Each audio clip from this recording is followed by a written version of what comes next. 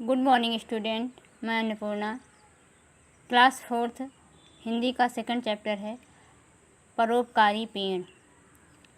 जैसा कि चैप्टर के नेम से ही मालूम हो रहा है कि ये पेड़ के बारे में है, लेकिन परोपकारी पेड़ तो हमेशा परोपकारी ही होते हैं। इस चैप्टर में पेड़ ने क्या परोपकार किया है, इस पर चर्चा करें, पढ़ें, समझें। चलिए मेरे साथ आप सभी लोग पढ़ें। एक पेड़ था, एक बालक प्रतिदिन उस पेड़ के पास आता था। बालक उस पेड़ से बहुत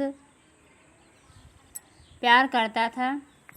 वह पेड़ के फूलों की माला बनाता, वह उनके तने पर चढ़ता, उसकी शाखाओं पर झूलता और उसके फलों को खाता। फिर वो पेड़ के साथ लुका छिपी का खेल खेलता। जब वो थक जाता तब पेड़ की छाया में सो जाता। पेड़ भी बालक से बहुत प्यार करता था। बालक को देखकर वो खुश हो जाता था। उसका अकेलापन भी दूर हो जाता था। उसे बालक को कुछ भी देने की खुशी होती थी। इस तरह एक बालक और पेड़ के बीच में मित्रता का वर्णन है कि बालक ऐसे प्रतिदिन आता और पेड़ के साथ खेलता, उसके फलों को खाता, और बालक तो खुश होता ही था, पेड़ भी उस बालक के आने से खुश हो जाता था कि बालक के आने से पेड़ का अकेलापन दूर हो जाता था। वो बालक को खुशी देने में ही खुश होता था। इस प्रकार कई वर्ष बीत गए। बालक किशोर हो गया। अब वो पेड़ पर खेलने नहीं आता था। उससे पेड़ स्वयं की एकाकी अनुभव करता। जब बालक बड़ा हो गया तो वो पेड़ के साथ खेलता नहीं था, लेकिन इसलिए पेड़ उदास रहता था। एक दिन वो बालक पेड़ के पास आया। पेड़ बहुत खुश हुआ, लेकिन बालक में अब बालकपन नहीं था, वो किशोर हो गया था। उसने पेड़ से कहा, मुझे कुछ चीज़ें खरीदना है, उन्हें खरीदने के लिए मुझे पैसे चाहिए। उसने पेड़ से कहा, मुझे कुछ चीज़ें खरीदनी हैं, उन्हें खरीदने के लिए मुझे पैसे चाहिए, क्या तुम मुझे कुछ पैसे दे सकते हो? पेड़ ने कहा, तुम्हें पैसे की आवश्यकता है, पर पैसे तो मेरे पास हैं नहीं। हाँ, मेरे पास फल हैं, तुम मेरे फलों को तोड़कर बाजार में बेच दो, इससे तुम्हें कुछ पैसे मिल जाएंगे। किशोर फलों को तोड़कर ले गया। किशोर को अपने फल देकर पेड़ बहुत खुश हुआ। कुछ वर्षों के बाद किशोर फिर पेड़ के पास आया। अब वो किशोर से युवक हो गया था। उसने पेड़ से कहा, मेरा विवाह होने वाला है, रहने के लिए मुझे घर चाहिए, क्या तुम मुझे घर दे सकते हो? पेड़ ने कहा, तुम्हें घर की आवश्यकता है, पर घर तो मेरे पास है नहीं। हाँ, मेरे पास शाखाएं हैं, तुम मेरी शाखाएं काटकर घर बना लो। युवक पेड़ की शाखाएं काट कर ले गया। पेड़ का केवल तना शेष रह गया। कई वर्ष व्यतीत हो गए। युवक प्रौढ़ बन गया। वह प्रौढ़ावस्था में पेड़ के पास आया और बोला, मुझे मछली पकड़ने के लिए नाव चाहिए, क्या तुम मुझे नाव दे सकते हो? पेड़ ने कहा, तुम्हें नाव की आवश्यकता है, पर नाव तो मेरे पास है नहीं। हाँ, मेरा तना बचा है, तुम उसे काटकर नाव बना लो। प्रौढ़ व्यक्ति तना काट कर ले गया। पेड़ अब केवल ठूंठ बनकर रह गया। इस तरह हमने देखा कि पेड़ कैसे एक बालक के जीवन में खुशियाँ लाने का प्रयास करता रहा। उसने अपना सर्वस्व निछावर कर दिया उस बालक की खुशी के लिए। बालक जब युवक हो गया तो उसने पेड़ से घर बनाने के लिए कहा। जब किशोर था तब पैसे मांगे, फिर घर बनाने के लिए उसकी शाखाएं ले गया।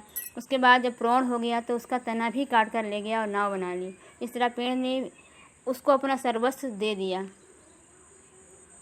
अब पेड़ केवल अब ठूंठ बनकर रह गया।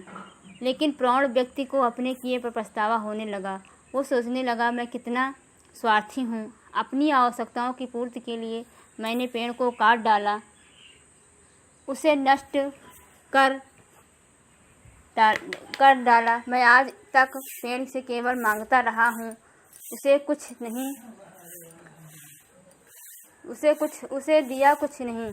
मुझे भी पेड़ को कुछ देना चाहिए। ऐसा सोचकर वो पेड़ के पास गया। उसे देखकर पेड़ बहुत प्रसन्न हुआ। उसने कहा, बेटे, मैं तुम्हें कुछ देना चाहता हूँ, किंतु अब मेरे पास तुम्हें देने के लिए कुछ भी नहीं है। मैं ठूंठ भरकर रह गया हूँ। मेरे फल नहीं बचे जिन्हें मैं तुम बाजार में बेच सको, मेरी शाखाएं नहीं रहीं जिसे तुम घर बना सको, मेरा तना भी नहीं बचा जिसे तुम नाव बना सको। बताओ अब मैं तुम्हें क्या दे सकता हूँ। प्रौढ़ व्यक्ति ने कहा, आज मैं तुमसे कुछ मांगने नहीं आया हूँ, मैं तुम्हारी दशा देखकर दुखी हूँ। मैं आज तक सिर्फ तुमसे लेता ही रहा हूँ, तुम्हें कभी कुछ नहीं दिया। आज मैं तुम्हें कुछ देना चाहता हूँ, बताओ मैं तुम्हें क्या दे सकता हूँ। पेड़ ने कहा, अब तुम मुझे कुछ नहीं दे सकते क्योंकि मैं ठूंठ भर कर रह गया हूँ। तुम मुझे दोबारा बड़ा नहीं कर सकते, तुम मेरे फल, मेरी शाखाएं, मेरा तना वापस नहीं लौटा सकते, तुम मुझे दोबारा हरा भरा नहीं कर सकते। इस तरह पेड़ और उस बालक, जो बालक अब प्रौढ़ हो गया था, उसके बीच में वार्तालाप होता है। वो कहता है कि मैं तुम्हें कुछ देना चाहता हूँ। प्रौढ़ व्यक्ति, जो बालक था वो प्रौढ़ व्यक्ति हो गया, उसने कहा मैं तुम्हें कुछ देना चाहता हूँ, लेकिन पेड़ ने कहा तुम मुझे कुछ नहीं दे सकते। इस तरह फिर आगे वार्ता होती है। क्या होती है? पेड़ की बातें सुनकर प्रौढ़ व्यक्ति उदास हो गया। पेड़ ने फिर कहा, बेटे तुम मुझे कुछ नहीं दे सकते, लेकिन तुम उस धरती को बहुत कुछ दे सकते हो जिस पर तुम खड़े हो। हम सब खड़े, तुम खड़े, मैं खड़ा हूँ, हम सब खड़े हैं। तुम नए वृक्ष लगा सकते हो, उन्हें बड़ा कर सकते हो, तुम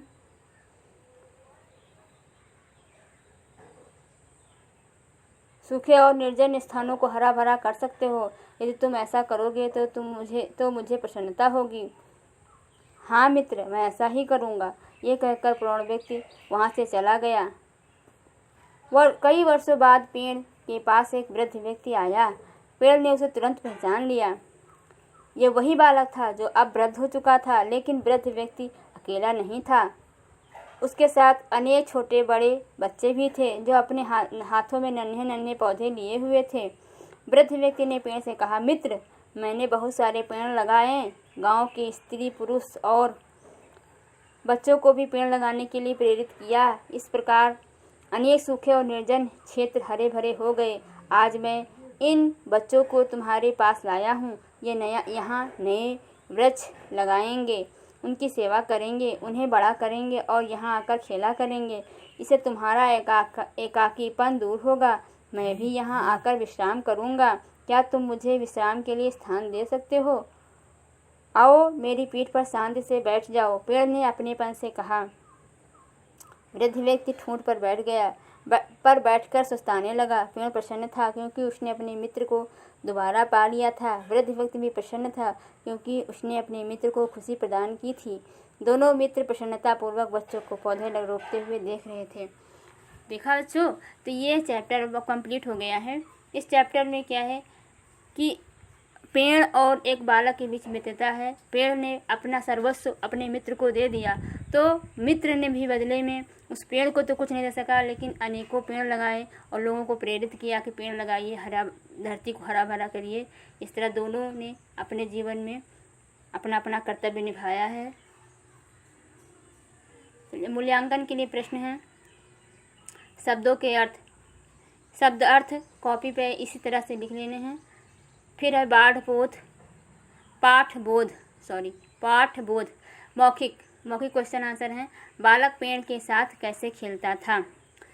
किशोर ने पेड़ से पैसे क्यों मांगे?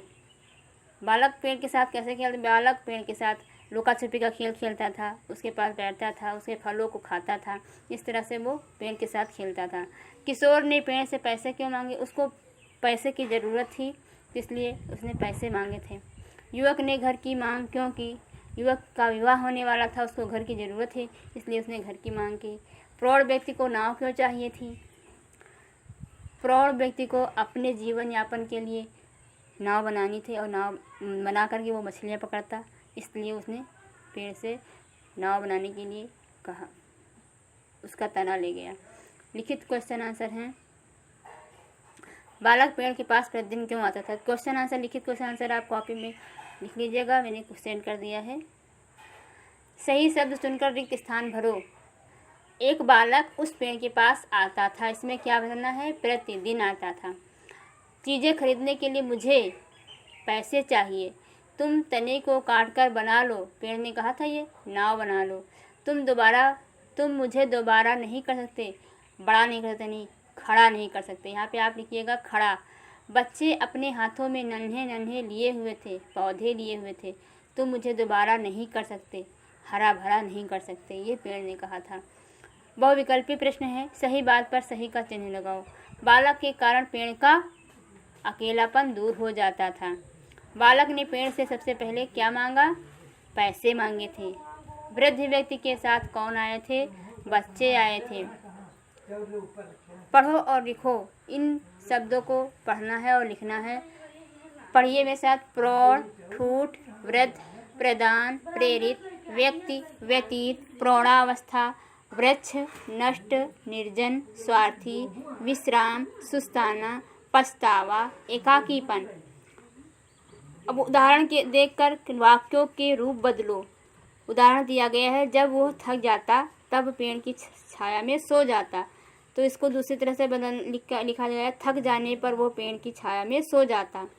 इसी तरह से आपको ये करना है, जब घड़ी रुक जाती है तब मैं उसमें चाबी भर देता हूँ।